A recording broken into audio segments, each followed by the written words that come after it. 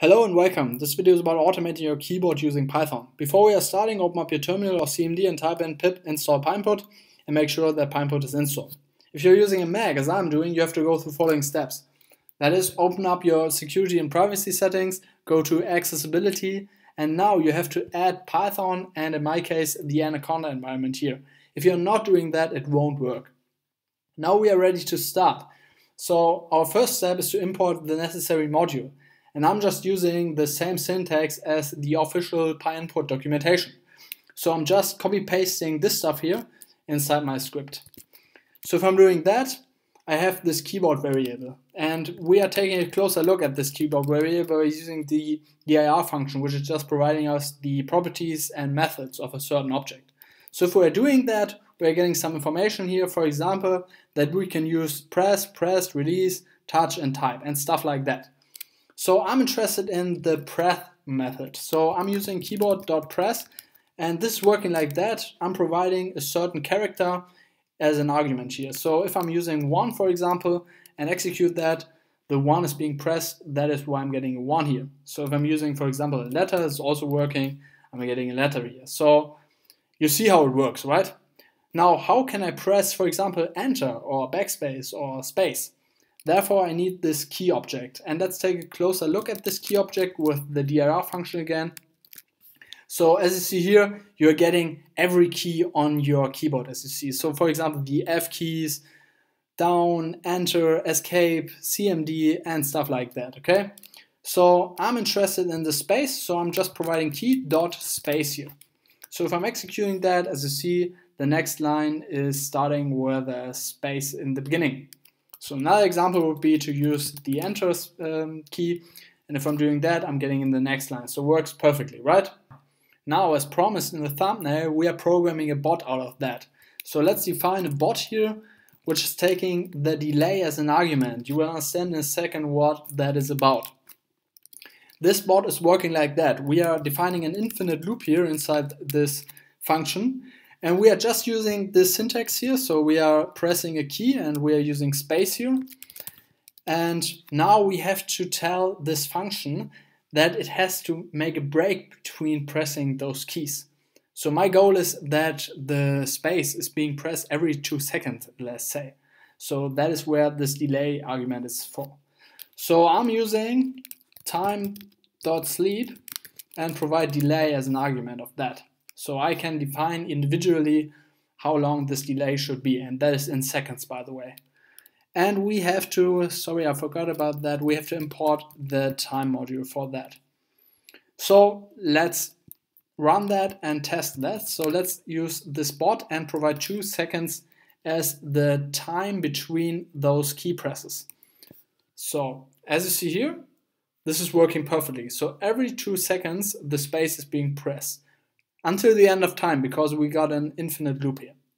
So pretty nice, right? So we actually have to manually stop that script here.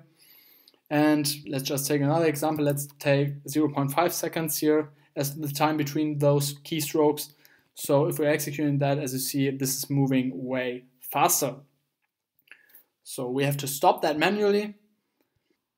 Okay, now let me show you one more thing, but this is not my intellectual property. So I will link the video in the description where I got this idea from. I'm slightly deviating from the procedure in this video, but nevertheless, it's not my idea, so I'm giving credits to the original poster, if it's his idea at all. I don't know about that.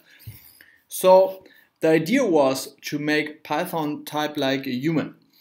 To make this possible, I'm defining function, and let's just call that spooky. And we will need waiting time as the argument of this function. And inside this function, I want to have an individual input. So I'm just using what do you want Python to type down, so that the user can individually define what Python should be typing down. After I'm providing some input, I need some time between providing this input and actually Python typing down stuff. So I need a sleep function here again. And now I'm just using the wait argument here. So the user can actually determine how much time he will need between providing the sentence and Python typing down this sentence. After that, I'm using a for loop for I in x, and that is just looping through every letter in this sentence, in this provided sentence or word. So inside this loop, I have to simulate the key presses. So I'm just pressing every element inside this sentence, and that could be, for example, a letter. And after that, I need an additional time lag again to simulate that somebody is typing down stuff, and as you know, you are not immediately pressing the keys, but you have like some milliseconds between those keystrokes. So I'm just using the sleep function again and provide 0.1 seconds. Now that should actually work, so let's call this function, and now I'm providing a waiting time. So let's take 3 seconds here, and if we execute that, we are asked for an input. So let's just take subscribe to my channel, what you should be doing, by the way. That's really important. And if we're executing that, we have 3 seconds, and after 3 seconds, as you see, this is being printed out or typed down. If you want to get it on the next level, you could do stuff like that. So let's actually just use this function again, and now let's take a 5-second time delay to actually make that possible. So we're using you wanna play a game. And now we have 5 seconds time.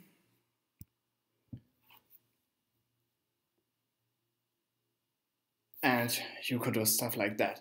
So I know this video is kind of off topic, that's just a fun video, so make the best out of that. In case you like that, subscribe to this channel, like this video. Thank you very much for watching. I'm seeing you in the upcoming videos. Bye bye.